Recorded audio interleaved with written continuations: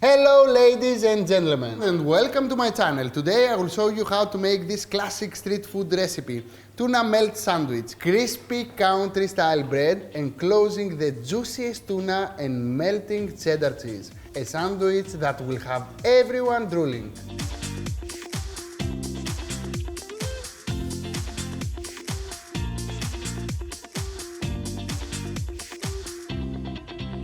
And let's begin, my friend Lakis. Today we're about to make a tuna melt. Why we calling that sandwich tuna melt?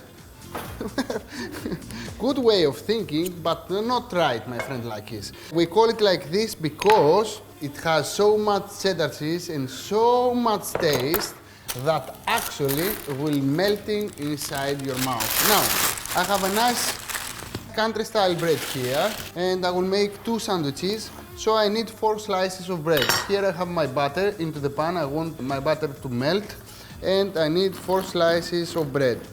I will try to cut them evenly.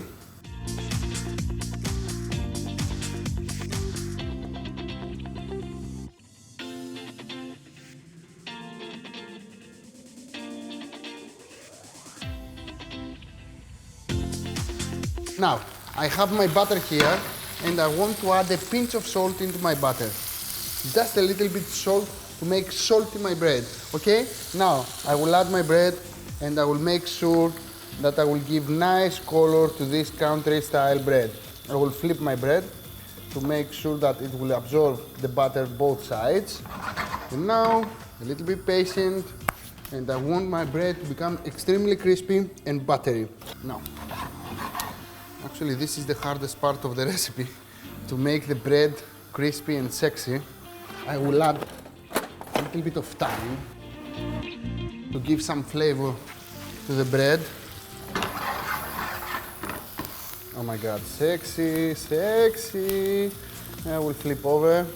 I'm almost done. I like tuna sandwich because I'm always take care of my diet. I want to eat healthy and nice. Tuna melt is not healthy. It has a lot of amount of fat, but if I'm eating a lot of amount of fat, at least I'm trying to eat also protein to the same meal. So tuna, it's full of protein, and actually it will balance the naughtiness of this sandwich. Now I'm almost done, a little bit more time will do its job, and of course the salty butter will do also its job. I'm almost done, a little bit more. Please give some attention to have proper nice slices, crispy and buttery, and I'm almost done. Perfect. 1, 2, 3, 4. Perfect. And let's carry on with the recipe. Now I have 4 nice slices here of country bread. You can use any style of bread you like, but please make sure that this bread is gonna be absolutely crispy and buttery. Now, I will prepare my sauce. I think this bowl is not big enough. I need another one. This one. This one is nice. And let's carry on with the recipe. The first ingredient we're about to add to our filling for the sandwiches is mayo, okay? If you take care of your diet, instead of mayo, you can add some cream cheese, okay? You can do that, but normally tuna melt has, of course, mayo, okay? Now, the next ingredient is Mr. Mustard, okay? We want a good quality mustard. I'm using Dijon mustard here. If you want to use some English mustard, make sure that you will use the 1/3 of the amount that I'm giving for the Dijon mustard, because English mustard is too spicy and actually will destroy all the other flavors of the filling. Now, mustard and mayo is in, and it's time for our tuna. Now, the tuna that I'm using for this recipe is always tuna into water. Why? Because if I use tuna into oil, then probably the whole thing will be too greasy. Tuna into water will absorb all the fat from the mayo and the cheddar cheese, and actually will be the perfect sandwich. So please make sure that you will use also tuna in water. It's better, trust me, because even if I add 200 grams of fat in this filling, the bread will absorb all this fat, and we don't want that. Now, I will drain those 2.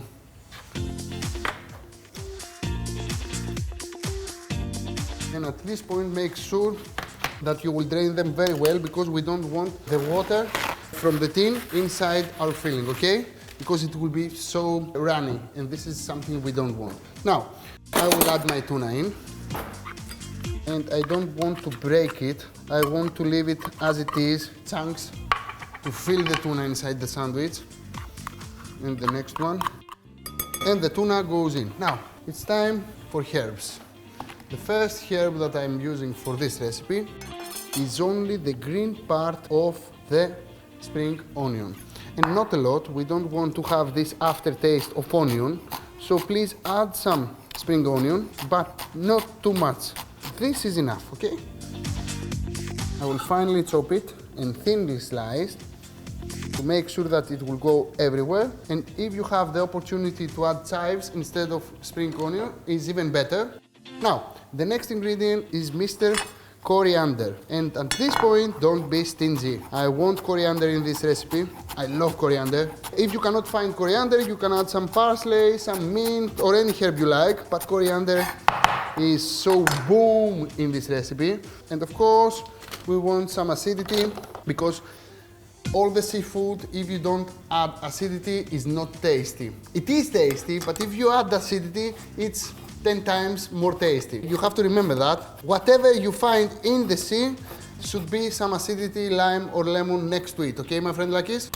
Okay, except octopus that we're using vinegar. Oh, more than octopus. But anyway, acidity, even vinegar, it's okay. Now, I will drop just a little bit of lime juice inside. If you don't have lime, you can use some lemon. It's good enough. Yeah, and of course, I will add some pepper and salt. It depends of the quality of the tuna. Some tunas are very salty, some tunas are not. This one is good enough. With the mayo and the herbs, should be okay. And I will not add any more salt in there. Now, I'm mixing everything together. And as you can see, because I used tuna into water, the whole mixer actually makes sense. The tuna absorbed all the mayo, and this is exactly what we want now. And I will put the filling only in 2 slices. Why? Because the other 2 is on the top. And with this filling, you can have at least 4 sandwiches. Okay, and now it's time for the cheddar cheese. And at this point, we will not be stingy, my friend Lakis. When we are making tuna melt, we have to put good amount of cheddar cheese. So I will transfer my bread here. 1, 2, 3, 4. And look what I'm going to do. 1, 2, 4, 7, 8. This goes straight in the oven. The only thing that I want from my oven is what? My grill. So put the grill on and you want to grill it on the top. If you have a salamander, it's easier, but nobody has salamander at home. So please grill it until the cheese melts. And of course, everything is sexy. Then we will combine everything together, cut in half and serve. And I think, oh, look at this. It looks like a Welsh rabbit. I love that recipe. Do you know what is Welsh rabbit? We should do some time Welsh rabbit. I'm expert in this recipe. Oh la la. 1, 2. And now it's time for the tomato. Mr. Tomato goes on top, but please make sure that you will thinly slice the tomato. We don't want big chunks of tomato. We just want these thin slices. Look at this. 1, 2, 3, 4. Voila. Tuna melt should be τόσο όσο. Τόσο όσο in Greek means not too few, not too many. It should be the right portion. And this is exactly how the perfect tuna melt should look like. And to the top,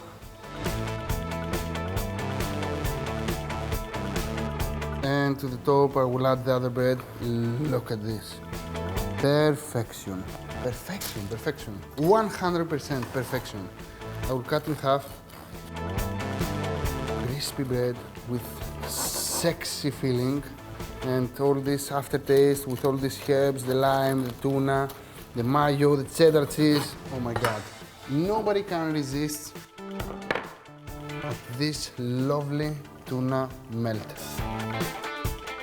Look at this. 1, 2, 3, 4. Absolutely stunning.